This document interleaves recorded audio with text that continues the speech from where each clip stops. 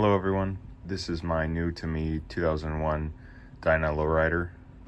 I have a lot of work to do to get this thing back into nicer shape, so I think the first thing I'm going to start with is levers, because I have some right now.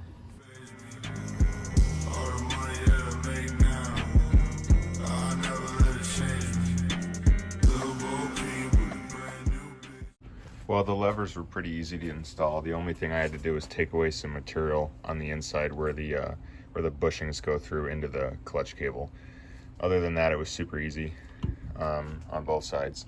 The next thing I really want to do, I want to fix the how my T-Sport fairing mounts. As you can obviously tell, this is sunken in, and then it hits my tank. I'm not too worried about it scratching it because this tank is pretty shot anyways, but it needs to come out a little bit and then just lean a bit towards me. And other than that, so I think in this episode I'm gonna figure out my T-Sport fairing mounting locations and see if I can adjust it and bring it towards me a little bit.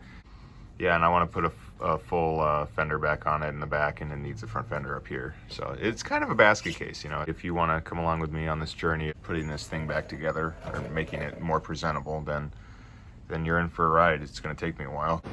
Well, hello everyone, I'm back.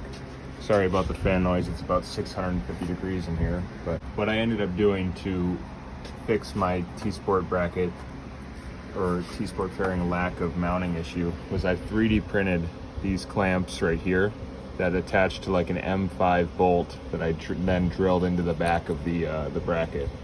And it's a little bit, I wasn't really expecting to do that, but it's the only thing I could see that would actually hold this in, and this thing is solid now. It's not going anywhere. That's a good sound. That's the triple tree stop hitting before the fairing. Well, hello everyone. I wanted to come in with an update on exactly what I figured out. So let me pull up a bucket because I'm gonna be here for a sec. So this mount down here that I previously mentioned actually is it's designed to go into this bottom triple tree. I didn't have a hole there, so I drilled and tapped one there, and now it fits. If you compare it to photos of a T-Sport fairing, this angle is pretty much right as far as I can tell, without measuring one in person.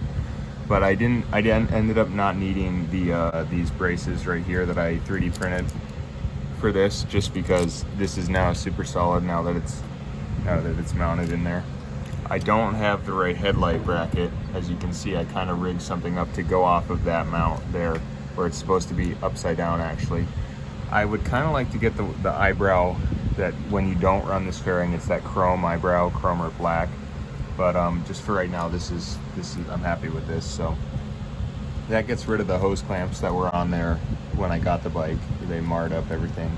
Also, I forgot to mention, well, this is part of this situation, that this bracket right here was mounted up on top here.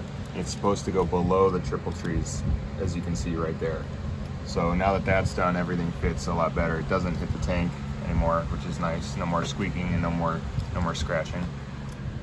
One other thing I did was I ended up getting passenger pegs on eBay. There were none on the bike when I bought it, and I wanted some, so they were pretty easy to install. I was a little bit confused on this one down here, but it just goes all the way through there and ends up coming out right there, and there's a bolt on the other side. Those couple things are done. It's time to move on.